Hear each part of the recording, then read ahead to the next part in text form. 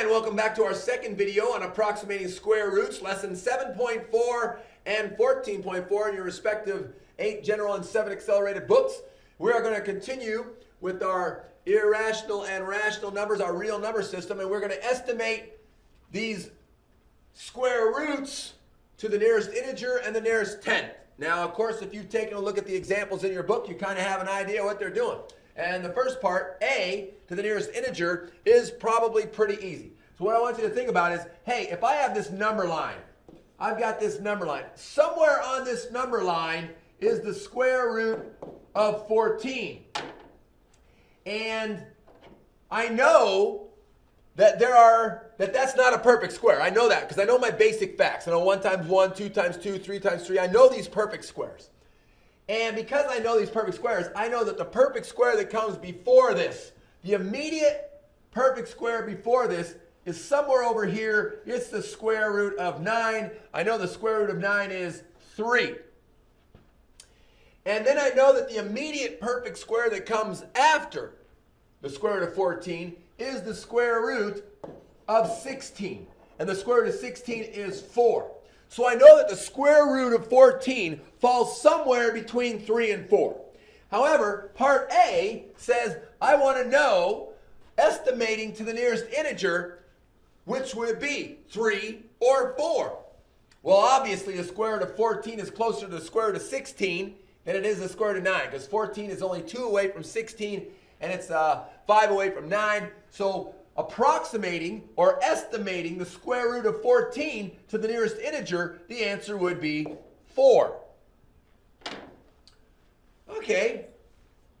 Well, now, ladies and gentlemen, if you read the book, I'm not happy with the book's method. The book's method says, hey, make a table of square roots for all the numbers between 3 and 4. Well, maybe not all of them, but the ones that are close to 14. I did all of them. I did it right here. And so, obviously, the square root of 9 is 3. So that means 3 squared is 9. Well, what if I had 3.1 squared? 3.1 squared would be 9.61. Well, I'm going to go find one. If I make this table, I'm finding one that's closest to 14. And I'm looking over here, and I've got these two, 3.7 or 3.8, that are closest to 14. So let's find out. Obviously, estimating to the nearest tenth, the answer could never be 4 because 4 would be too much. So when we're doing all these estimatings to the nearest tenth, we always start with the perfect square that comes before. So for part B, the answer has to be, no pun intended, 3 point something. All right. And as we look at this table, it's either 3.7 or 3.8. We could get out our calculator. We could look at 31 or 44. So I'm saying 3.7 is probably closer. So I'm going to estimate 3.11. Let's see, using the method I want to show you, what is correct.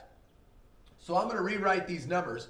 The square root of 9 is 3, the square root of 14, and the square root of 16 is 4. Now what I need to do is I need to make a fraction in here.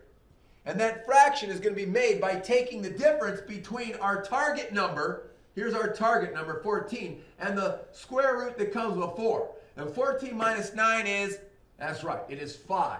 That becomes my numerator because the difference here is 5. Now we've got to find the difference between the two perfect squares. In other words, the difference between the square root of 16 and the square root of 9. And the difference there is 7. And that 7 becomes the denominator. So now I have 3 and 5 sevens. Well, I don't want to have to take a calculator and find out what 5 divided by 7 is. So here's what I do. I actually add a decimal and a 0. The reason I add that decimal is because I want to take 5 and divide by 7. So that's going to be 50. All I need is that. So my answer is a decimal. And I know my answer is a decimal because B has to be 3 point something. And how many 7s go into 50? That's right, 7 for 49. So 7 is my answer. 3.7 is my estimation. So it's approximately 3.7 is my estimate to the nearest tenth. Let's do this again. The square root of 52. So the first thing I'm going to think about, I have my target number. My target number is the square root of 52. What is the perfect square that comes before that? The perfect square before that is 49, and the square root of 49 is 7. The perfect square that comes after that is 64, and the square root of 64 is 8. Obviously, the square root of 52 is closer to the square root of 49 than it is 64, so to the nearest integer, the answer is 7. For B, my answer has to be 7 point something. So I'm going to create my fraction.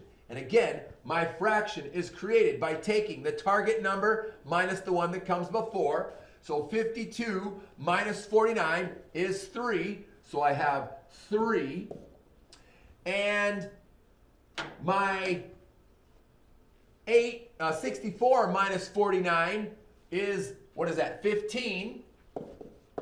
If I take and put a decimal here, 15 goes into 30 2 times. 7.2 is my estimate. So it's approximately 7.2 and approximately 7. Don't worry, we're going to do this again. Although this time it's going to get a little bit more challenging.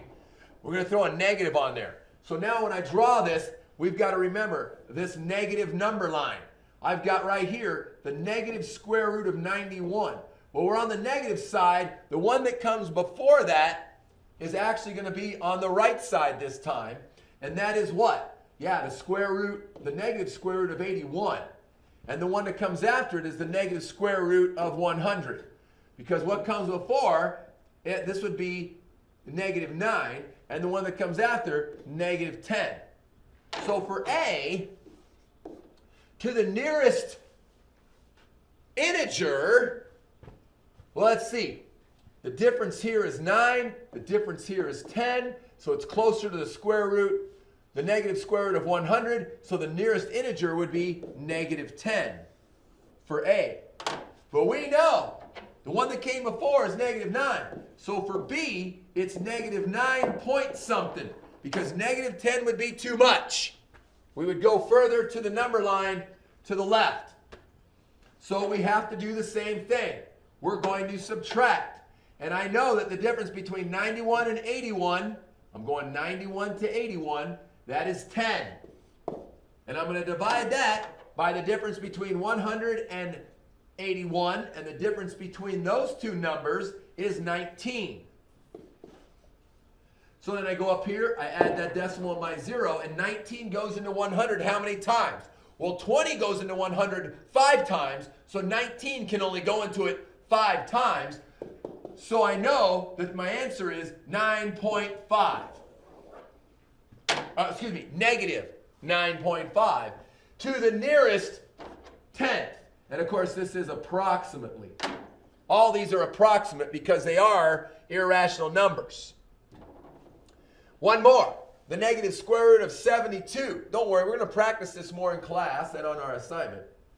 So when I'm thinking that negative 9, I've got the negative square root of 72 as my target number. What comes before it? That's the negative square root of 64, and after it is the negative square root of 81.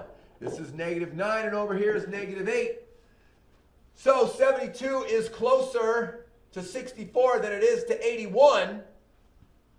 So for A, to the nearest integer, my answer has to be negative 8 to the nearest integer. So for B, my answer has to be negative 8 point something. Again, how do I get that point something? Well, between that and that, 72 minus 64 is what? That's right, it's 8. So I have my fraction, 8 on the top. And then I have 81 minus 64. 64, 74, and 17. So now if I put my decimal in a 0, well, 17 is close to 20. 17 goes into 80 how many times? I'm saying 4. 8.4, approximately 8.4. So it is just some process that you're putting into your head, and that's how we're doing it. So I color coded. Hopefully that makes sense. Didn't want to make this video too long. Please come to class with some questions. We will certainly answer them, and we will do more examples, and we'll do our practice assignment. Here's your last quick write of the night. Approximate to the nearest integer and the nearest tenth. I have a positive one and a negative one. So just give it a shot, because we're going to go over these in class, and we'll talk about it as part of our revisiting and learning some more about approximating to the nearest tenth without a calculator. Ladies and gentlemen, thank you so much. Have a great night. Get that quick write done, and we'll see you tomorrow.